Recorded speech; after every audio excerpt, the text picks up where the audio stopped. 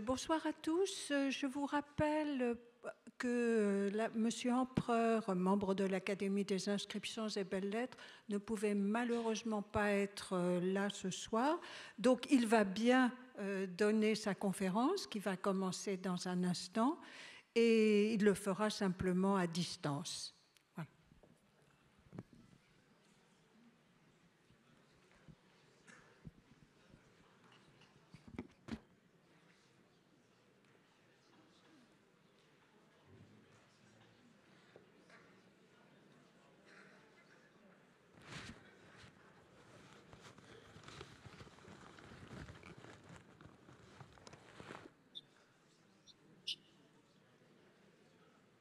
C'est là ta caméra.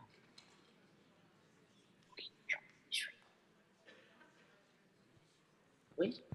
Enfin,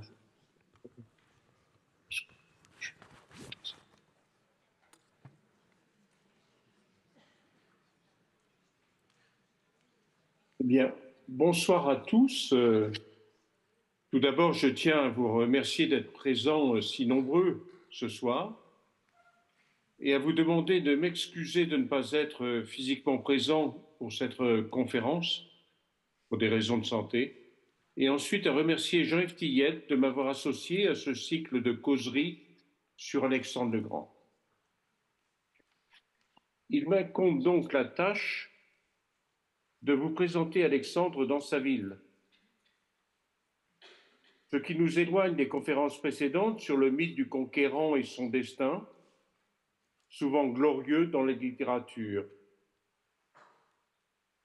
Archéologue ayant passé 4 décennies à fouiller les entrailles de la ville d'Alexandrie, tant sous terre que sous l'eau, je dois avouer avoir souvent pensé à Alexandre.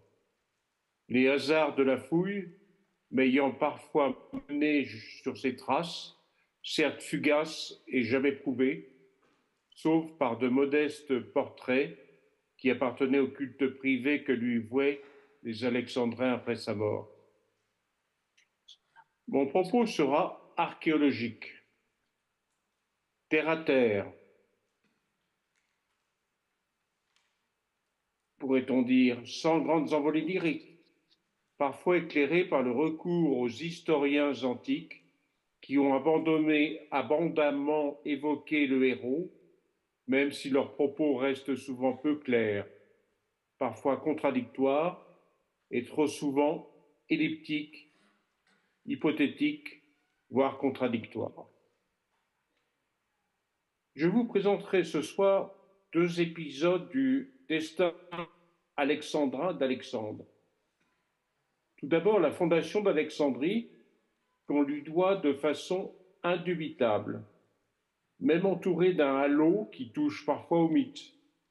Dans ce court séjour qu'il passa sur place, puis, dans un deuxième temps, sa survie, pourrait-on dire, lorsque sa dépouille fut ramenée dans sa ville par Ptolémée Ier, qui voulait installer au cœur de la cité le Ctistès, le fondateur, dont la présence, selon les prédictions, apporterait la prospérité au lieu qui conserverait sa dépouille.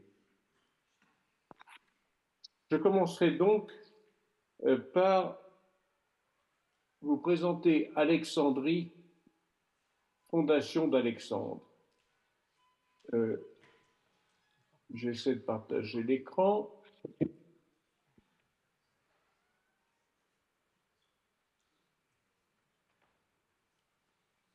Voilà, partager.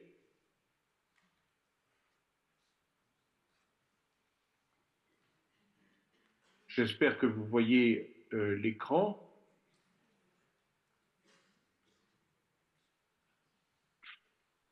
Et donc, Alexandre fonde Alexandrie. Certes, le séjour d'Alexandre sur sa nouvelle fondation fut bref, mais décisif. En janvier 1331 avant Jésus-Christ, il arrive déjà couvert de gloire avec ses séries de victoires en Asie mineure sur Darius III, le dernier grand roi le dernier grand roi achéménide, et il prend la dimension de libérateur des cités grecques de la domination perse. Descendant vers le sud, il balaie le satrape perse Marsakès, qui administrait l'Égypte, et se présente à Memphis, la vieille capitale pharaonique, pour se faire reconnaître comme le nouveau pharaon. L'infatigable Macédonien reprend rapidement sa route et ses pas l'amènent vers le rivage méditerranéen.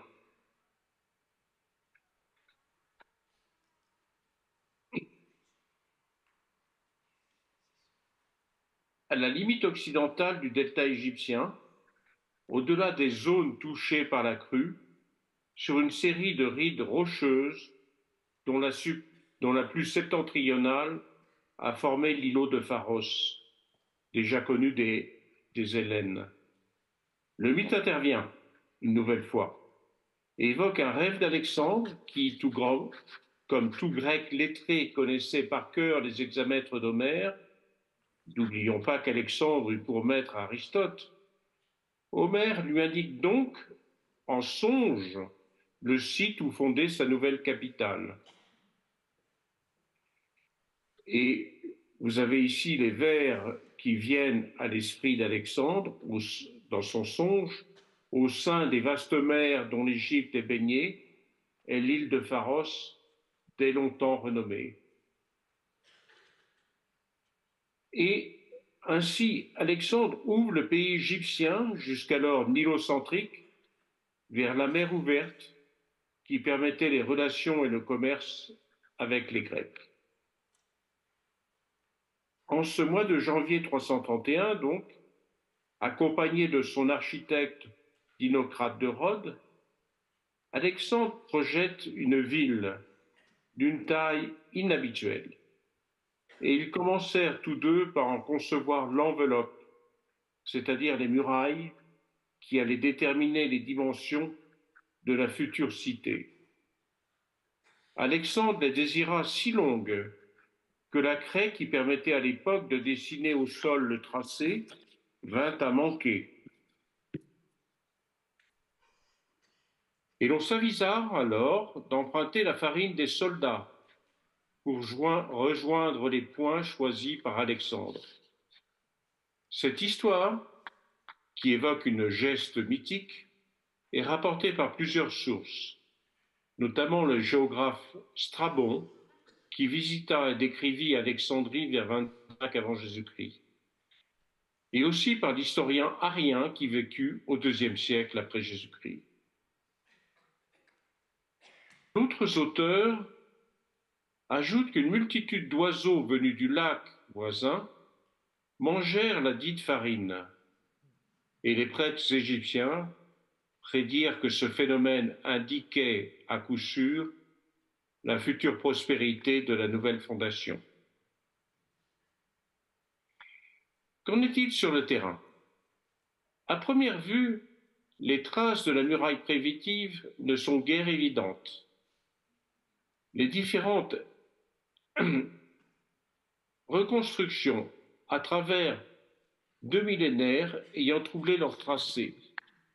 Lors de l'expédition d'Égypte, les troupes de Bonaparte franchirent avec peine les murailles élevées à l'époque médiévale par Ibn Tulun et au IXe siècle après Jésus-Christ, des tronçons ayant été renforcés par Saladin au XIIe siècle, l'ensemble ayant été entretenu par les Ottomans jusque l'arrivée des Français en 1798.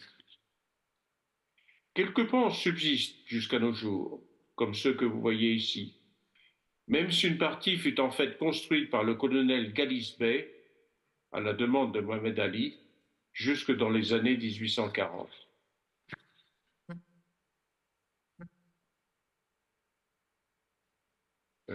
Pardon.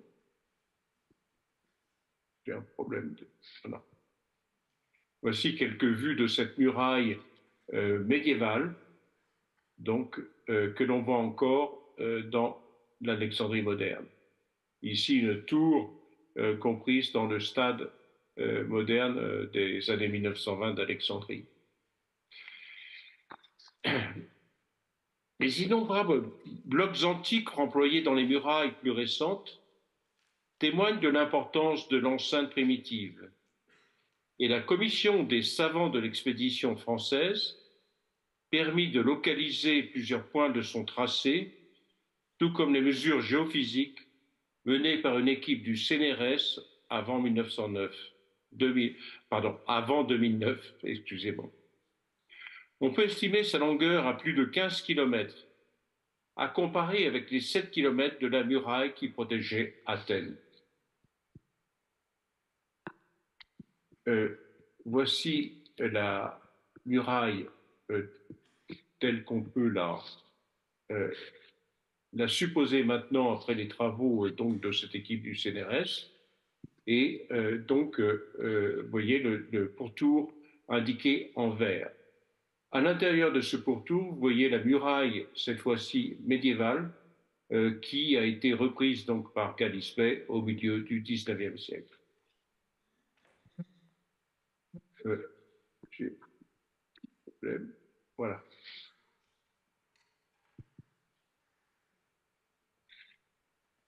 Il faut maintenant évoquer l'heptastade. L'heptastade est une chaussée antique évoquée par deux auteurs anciens. Strabon, que nous avons déjà cité, et Aristée, qui, dans son épître fameuse à Philocrate, raconte le parcours des 7 stades et la traversée du pont par les 70 traducteurs de la Bible qui se rendent à l'îlot de Pharos sous la direction de Démétrios de Phalère. Le terme apparaît également dans le récit de la guerre alexandrine par César, donc dans les années 48-47 avant Jésus-Christ. Alors, mon PowerPoint s'est bloqué. Je vais essayer de relancer. Je vais demander l'aide de l'assistance technique.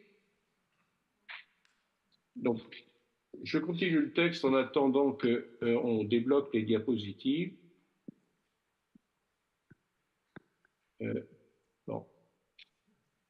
Strabon et le philosophe Sénèque s'accordent pour attribuer à Alexandre la construction de cette chaussée de pont qui reliait donc l'île de Pharos au continent. Ce dispositif avait été testé par Alexandre 2 ans plus tôt, lors du siège de la ville phénicienne de Tyr.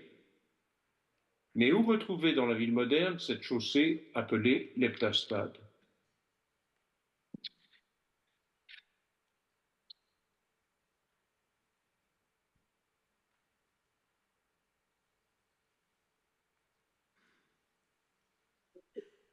L'heptastade devait son nom à sa longueur de 7 fois 167 mètres, soit le module du stade en vigueur à Alexandrie. Les atterrissements ont ensablé la chaussée antique, parfois sur plus d'1 kilomètre dans le sens est-ouest, et le tissu urbain moderne occulte toute trace antique.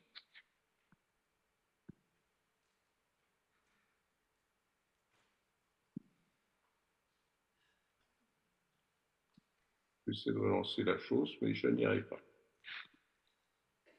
Une équipe de géomorphologues du CNRS et de l'Université de Paris 6 a entrepris une série de mesures dans une douzaine de rues parallèles est-ouest, entre l'ancien îlot et la côte, combinant les méthodes sismiques, radar-sol, conductivité électromagnétique et résistivité électrostatique, révélant un alignement nord-sud des anomalies selon une direction qui rencontre une perpendiculaire à 90 degrés, qui s'avère la principale rue est-ouest d'Alexandrie, dont il sera question à nouveau par la suite. La construction d'heptastade forme donc le premier geste urbain. Et donc je reprends mon propos là où je pense l'avoir laissé Donc, je vous parlais des murailles et j'enchaînais sur l'heptastade.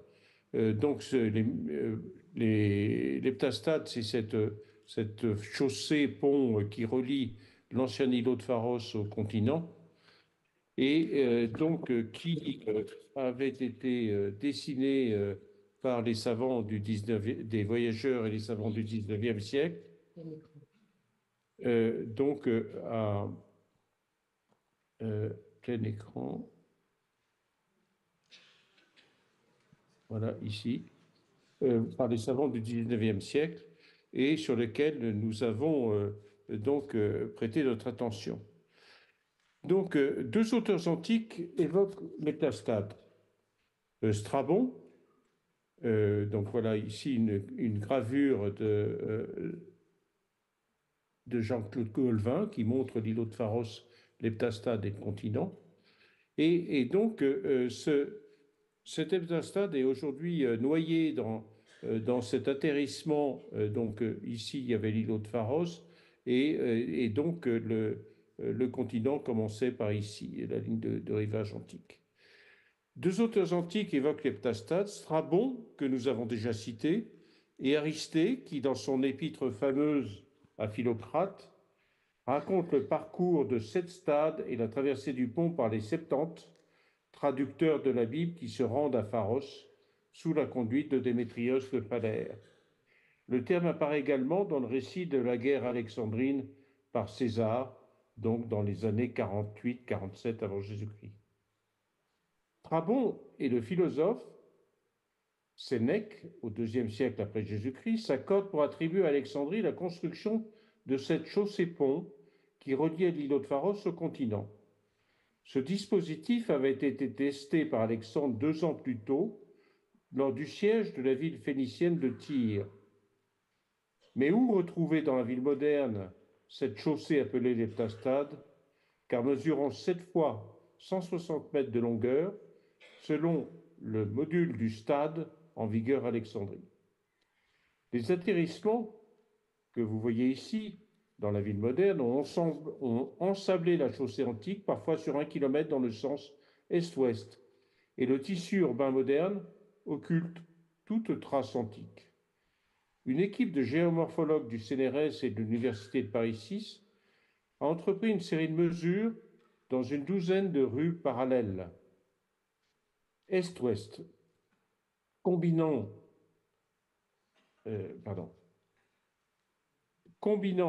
les méthodes de conductivité électromagnétique, de résistivité électrostatique, de sismique et de radar-sol, révélant un alignement nord-sud des anomalies selon une direction que vous voyez ici, cette ligne d'anomalie à travers les rues est-ouest, selon une direction qui coupe à 90 degrés la principale voie d'Alexandrie dont nous allons parler maintenant. L'heptastade a donc cloisonné 2 parties du littoral alexandrin. Alors l'heptastade est maintenant rectifié. Les dessins, par exemple celui du milieu du 19e siècle ici, de la carte de Mahmoud el-Falaki, donc est faux.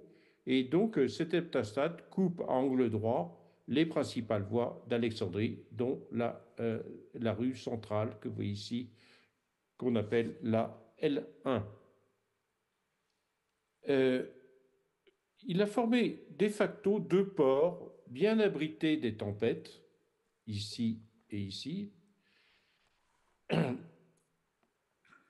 bien abrités des tempêtes par l'îlot de Pharos, ports qui sont restés actifs jusqu'à nos jours, 2 ports immenses. Vous voyez ici le port ouest d'Alexandrie et le port est se trouvant à droite. Vous voyez sur ce dessin, à la même échelle, le port du Pirée, en haut à gauche, 70 hectares. De Rhodes, 19 hectares, 10 plus 4. Et en bas, le port d'Ostie, 80 hectares, le port de Clodo. Et ici, les deux ports d'Alexandrie, dont l'un mesure 300 hectares et le port Est 350 hectares. Le Mégaslimène à droite, le grand port, et à gauche, Eunostos, le port du Bon Retour. Rappelons l'anecdote du bateau monstrueux que le roi Hieron II de Syracuse, le tyran Hieron II de Syracuse, commanda Archimède à la fin du IIIe siècle avant Jésus-Christ. Il était si grand qu'il ne put entrer dans le port de Syracuse. Et le roi sicilien dut se résoudre à l'offrir à Ptolémée IV, le port est d'Alexandrie, donc celui-ci, étant le seul d'une taille suffisante pour accueillir ce monstre des mers. Cet heptastate commande donc l'orientation du réseau viaire d'Alexandrie. Il en est l'épine dorsale originelle. Et donc, Alexandre et son architecte conçurent dès le début une autre partie de l'urbanisme, le réseau viaire. Le plan suit les conseils et les principes d'Aristote, avec ses voies qui se couvrent à angle droit. Vous voyez ici la muraille, et nous allons découvrir les rues d'Alexandrie. Voilà ce que apercevaient les voyageurs des siècles derniers, des restes de ces alignements de colonnes et, vu des colonnes de granit le long de la Grande Rue et de la mosquée Atharine, donc vue réalisée par Protin pendant l'expédition d'Égypte. Et donc cette voie principale court sur plus de 5 km d'est en ouest, de la muraille orientale jusqu'à la muraille occidentale, avec une largeur de 14 mètres, ce qui la différenciait des autres rues dont la largeur n'excédait pas 7 mètres de large. Ce sont des dimensions tout à fait exceptionnelles. On ne retrouve que dans la ville de Pella, donc la capitale de la Macédoine, où était né justement Alexandre le Grand. Mais ces rues ont été construites à Pella seulement vers 300 avant Jésus-Christ, c'est-à-dire après la fondation d'Alexandrie. Vers 1860, un savant astronome égyptien, Mahmoud Bel Falaki, fut commissionné par le Khedive Ismaïl pour dresser un plan de l'antique Alexandrie que lui avait demandé son ami Napoléon III. Napoléon III qui écrivait donc une biographie de César dont il a publié les premiers volumes. El Falaki procéda à plus de 200 sondages dans une Alexandrie bien moins développée qu'aujourd'hui. Il publia une carte en 1872, celle que je vous ai montrée jusqu'à présent, celle-ci. En 1872, elle sert de base aux archéologues actuels et nous aurons l'occasion de la citer à nouveau. Ce plan s'organise autour de la rue principale est-ouest, la Plateia ou la rue large, selon Strabon et Diodore de Sicile. Et Falaki nomma cette rue L1, donc ici, la L1, qui coupe l'autre voie principale nord-sud qui part du Cap Lokias pour aller jusqu'au lac, dont la rive est ici, vous voyez le lac Marioute, et qui mesure elle aussi 30 mètres de largeur.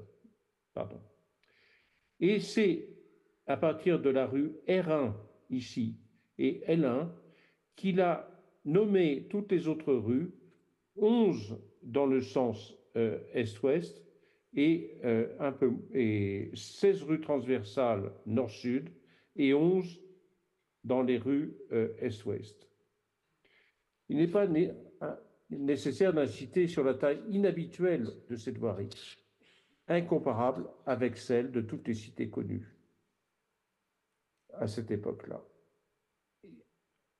Je passerai maintenant à une autre création due à Alexandre le Grand en Alexandrie. Voilà des sondages récents qui ont permis de vérifier les plans de Mahmoud El Falaki avec donc ces zooms sur Comeldic, Cinéma Amir, Diana, de l'Alexandrie moderne, qui permettent de vérifier la véracité de son plan.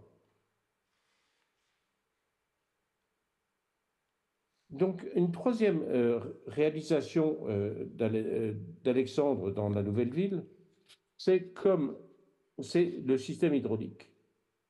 Pas d'eau, pas de ville, comme l'avait dit Alexandre à son architecte.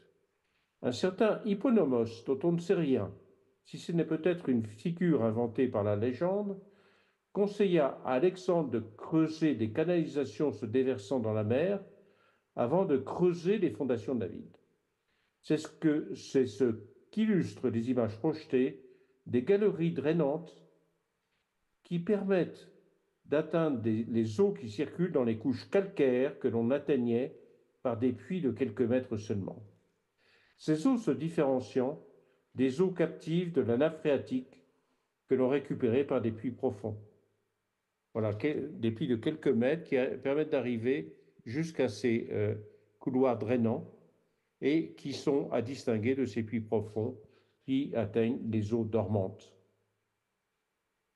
Ces eaux dormantes se différenciaient des eaux captives de la nappe phréatique, comme le démontra César lors de ses batailles contre Ptolémée XIII et les Alexandrins en 47.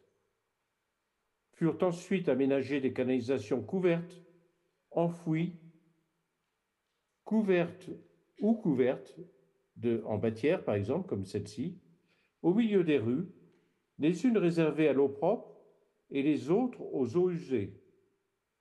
Mais le développement de la population dans les siècles suivants fut tel que les besoins en eau décuplèrent et l'on commença à l'époque romaine à creuser d'immenses citernes souterraines que l'on peut encore visiter de nos jours. Alexandre s'attacha aussi au choix des temples, et je citerai à nouveau Arien les sources, citation, les sources anciennes nous apprennent qu'Alexandre choisissait lui-même l'emplacement des temples, qu'il s'agisse des temples grecs ou des temples égyptiens, puisqu'il a choisi l'endroit où devait être construit le temple d'Isis. Il traça lui-même les limites de la ville, peignant l'endroit où l'agora devait être construite, l'endroit où les temples devaient être construits, indiquant leur nombre et les dieux grecs auxquels ils devaient être dédiés, et marquant spécialement l'emplacement donc de ce temple d'Isis. Si le temple d'Isis n'a jamais été retrouvé, j'illustrerai le choix des cultes égyptiens cités par Arien par l'exceptionnelle découverte en 2009 par nos collègues du Conseil suprême des antiquités égyptiennes. Provoqué par des travaux d'urgence dus à l'urbanisme moderne que vous voyez ici, au centre-ville, avec tous les sondages qui ont été pratiqués. Donc cette découverte permit d'atteindre des favicées, des dépôts votifs, avec des centaines, plus de 400 chats, notamment des chattes allaitant des chatons, qui sont en terre cuite, parfois couvertes de feuilles d'or, ou en pierre locale. Ces chats sont des ex-voto, mais il y a également des figurines de garçonnets ou de fillettes qui font penser au culte de la déesse Artémis, productrice des enfants, telle qu'elle apparaît dans un de ses sanctuaires en Attique à Brorone. Et ces statuettes remontent au IVe siècle avant Jésus-Christ, c'est-à-dire aux toutes premières générations d'Alexandrins. Cette population avait sans doute été constituée par un synécisme, un regroupement, déplacement forcé vers la nouvelle ville, des populations grecques qui étaient déjà installées en Égypte, parfois depuis des siècles et en partie égyptianisées, à Canope, à Naucratis, à Memphis et ailleurs. On sait qu'à son départ, Alexandre confia à Cléomène de Naucratis le soin de terminer la construction de la ville qu'il avait dessinée et de la peupler. En été de 323 avant Jésus-Christ, Alexandre meurt à Babylone et sa dépouille momifiée est amené en Égypte. Après seulement 12 jours de maladie, Alexandre meurt à Babylone durant l'été 323, à peine âgé de 33 ans, 9 ans après la fondation d'Alexandrie. Momifié par les prêtres chaldéens et égyptiens, sa dépouille reste exposée pendant une année à Babylone, pendant que ses généraux prennent une décision sur son sort. L'historien Diodore de Sicile, qui écrivait au 1er siècle avant Jésus-Christ, rapporte qu'Alexandre avait souhaité être enterré à Siwa, près du temple de Zeus Amon, qu'il avait reconnu comme son fils. Mais le principal général et diadoque d'Alexandre, Perdiccas, décida de l'emmener dans la nécropole royale d'Aigai, en Macédoine, pour l'incinérer et placer ses cendres auprès de son père Philippe II et de ses ancêtres. Un chariot gigantesque fut construit et le voyage commença, mais alors que le convoi s'approchait de la côte méditerranéenne, un autre général et diadoque, Ptolémée, détourna le chariot et l'emmena en Égypte, province qu'il s'était octroyée. Malgré les efforts de Perdiccas, qui fut tué par ses propres troupes dans la poursuite de Ptolémée, ce dernier rejoignit Memphis, où il résidait alors. Le premier tombeau, c'est à Saqqara, une des nécropoles de Memphis, que Ptolémée organisa la première sépulture d'Alexandre en 321. Le dernier pharaon égyptien, Nectanebo, avait construit plusieurs temples ainsi que des galeries pour les momies d'animaux sacrés dans la nécropole de Saqqara. Il avait aussi aménagé son propre temple funéraire, mais une nouvelle invasion perse l'obligea à se réfugier en Haute-Égypte, sans espoir de retour. Deux arguments poussent à supposer qu'Alexandre y fut peut-être inhumé. Le premier est que le sarcophage de Nectanebo II fut retrouvé à Alexandrie, qui n'existait pas encore lors de son règne. Et le second argument est un passage de l'historien Claude Élien qui écrivait au début du IIe siècle de notre ère que Ptolémée aurait placé la dépouille d'Alexandre dans le sarcophage du pharaon, à Memphis, ce qui d'ailleurs fait naître la légende qu'Alexandre était en fait le fils et successeur de ce pharaon. On ignore combien d'années Ptolémée séjourna à Memphis, est devenu le maître officiel de l'Égypte lors du partage de l'empire d'Alexandre en 319. Il choisit bientôt de s'installer à Alexandrie, dont il fit la capitale de l'Égypte, avant de se proclamer roi en 305. Ptolémée a emmené la dépouille d'Alexandre avec lui à Alexandrie. L'a-t-il transporté dans le sarcophage de Nectanebo, ce qui expliquerait la présence du sarcophage dans la mosquée Abou el-Abbas, l'ancienne église d'Athanase au centre de la ville, où l'on trouvait et souvent dessiné les voyageurs et les membres de la description de l'expédition d'Égypte.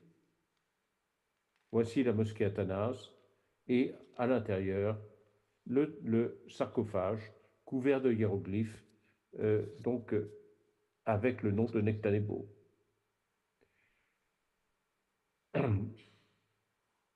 Un Anglais, le révérend Edward Daniel Clark, étudie cette prise de guerre que les Anglais avaient emportée au British Museum et y consacre un volume entier en 1805 intitulé The Tomb of Alexander, sans comprendre les textes, sans faire allusion au Nectanebo II, évidemment, 17 ans avant le déchiffrement des hiéroglyphes par Champollion.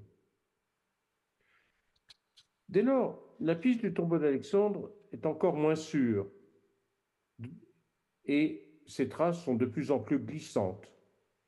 En 1907, on mit au jour dans les modernes cimetières latins un monument en albâtre, ici dans les Terra Santa, donc cimetière italien de la ville, que vous voyez ici, le cimetière latin, et ici aussi, ici les cimetières grecs. Donc un monument en albâtre d'une qualité exceptionnelle, que le dernier, le voici de face avec, vous devinez l'albâtre ici, que le dernier directeur italien du musée d'Alexandrie, Achille Adriani, restaura en 1936 en l'identifiant comme l'antichambre du tombeau d'Alexandre. Il y a une vingtaine d'années, nous avons été invités à vérifier cette hypothèse par des fouilles et nous avons procédé à de larges et profonds sondages autour du monument. Il paraît certain que ce monument unique n'est pas en place, qu'il se trouve sur le rocher naturel et isolé de toute autre construction antique. Tout au plus, on pourrait y reconnaître par son caractère unique et très luxueux de ces énormes blocs de granit, d'albâtre, des restes du premier tombeau alexandrin d'Alexandre. Mais cette supposition reste une simple hypothèse qui reste à démontrer pour aller plus loin. Cette nouvelle aquarelle nous montre donc ici l'endroit où se trouvait le tombeau d'Albâtre. Les historiens antiques s'accordent pour dire que Ptolémée déposa la dépouille d'Alexandre dans un sarcophage en or et que les Ptolémées qui régnèrent sur Alexandrie se firent ensevelir auprès de lui. Ce tombeau, appelé Séma, c'est-à-dire le signe, ou Soma, le corps, était un monument des plus connus à Alexandrie. Placé dans le quartier royal, le quartier royal qui se trouve au sud du Cap Leucias, ici, c'est tout ce quartier qui, d'après Strabon, couvrait un quart, voire un tiers de la ville d'Alexandrie.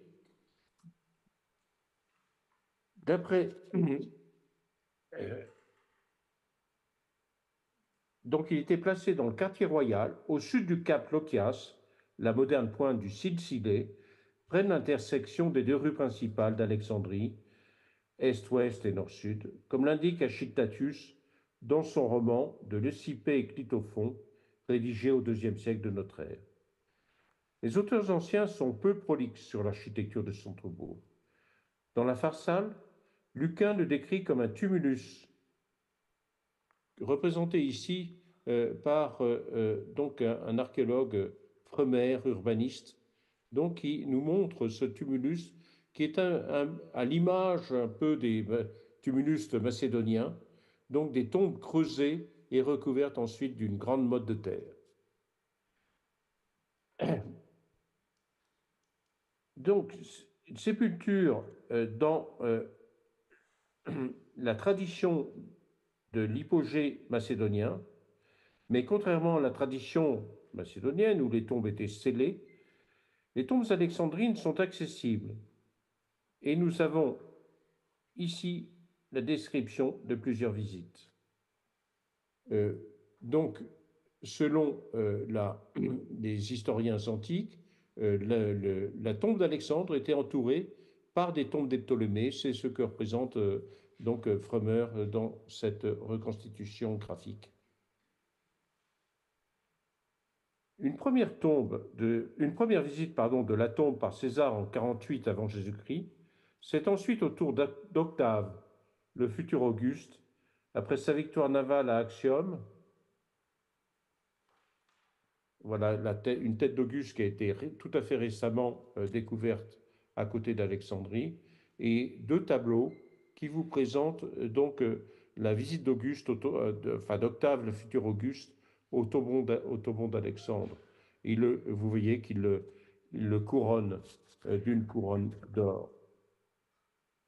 Donc Auguste était à Alexandrie après sa victoire navale à Actium sur la flotte de Cléopâtre VII de Marc Aurèle.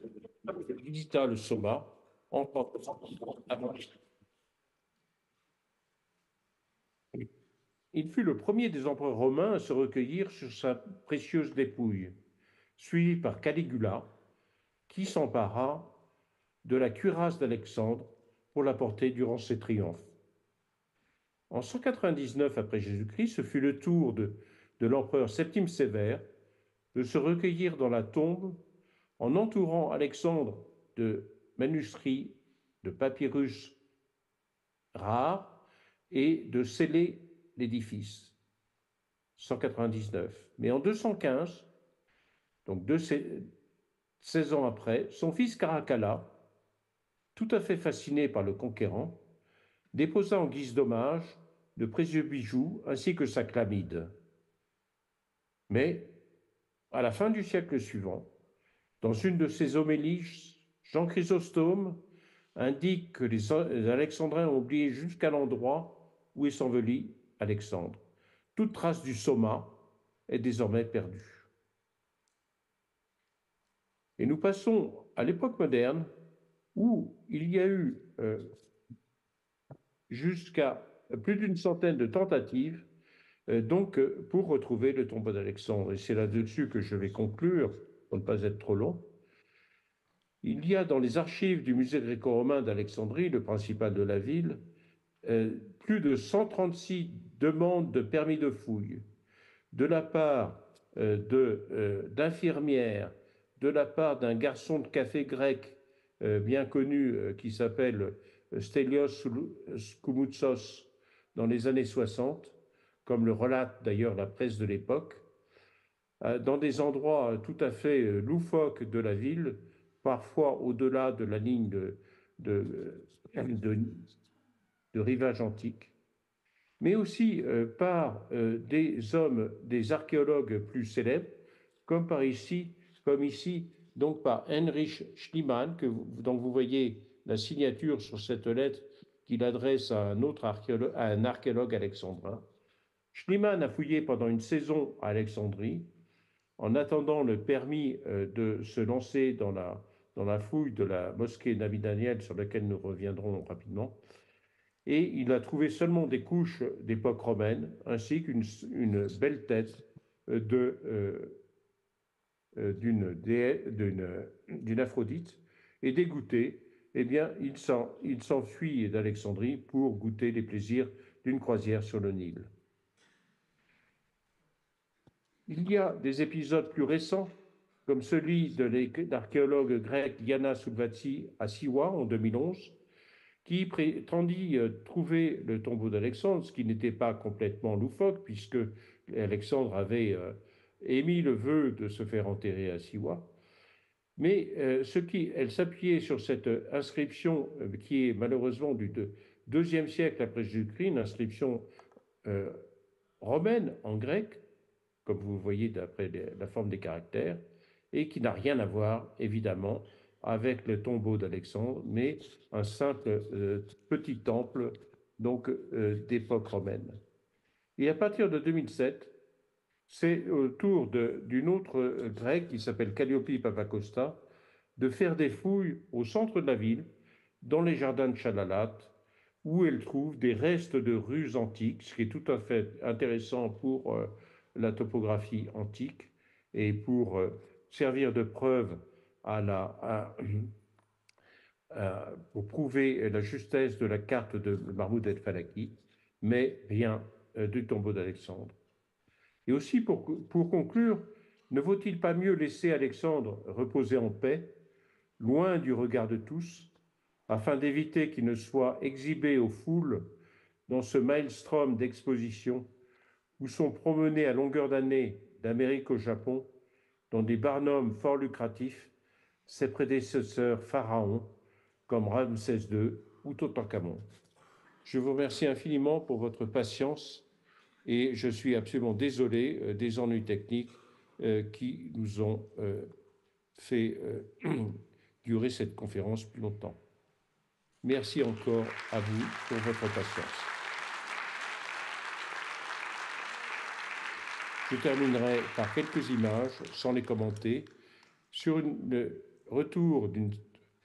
sur l'arrivée à Alexandrie, une statue moderne d'Alexandre par un sculpteur grec, que vous verrez ici. C'est ce passe de commentaires, de voir cet Alexandre donc, dont on proclame la grécité ou aussi le côté égyptien, comme vous voyez avec ce drapeau, qui arrive en bateau, puis en camion semi-remorque, avec des défilés de la communauté grecque d'Alexandrie, bien marqués du tableau grec, et que vous pouvez maintenant donc admirer sur le côté est de la ville.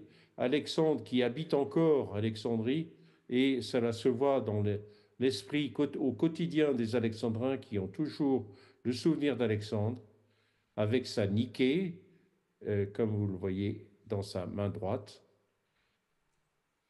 et aussi le mythe d'Alexandre qui est toujours entretenu. Vous allez voir deux images d'un son et lumière qui a lieu, qui est projeté au fort Qaitbay, au fort médiéval de Qaitbay à Alexandrie, et qui présente encore dans l'histoire de la ville les aventures d'Alexandre, comme vous le voyez ici. Je vous remercie encore pour votre attention.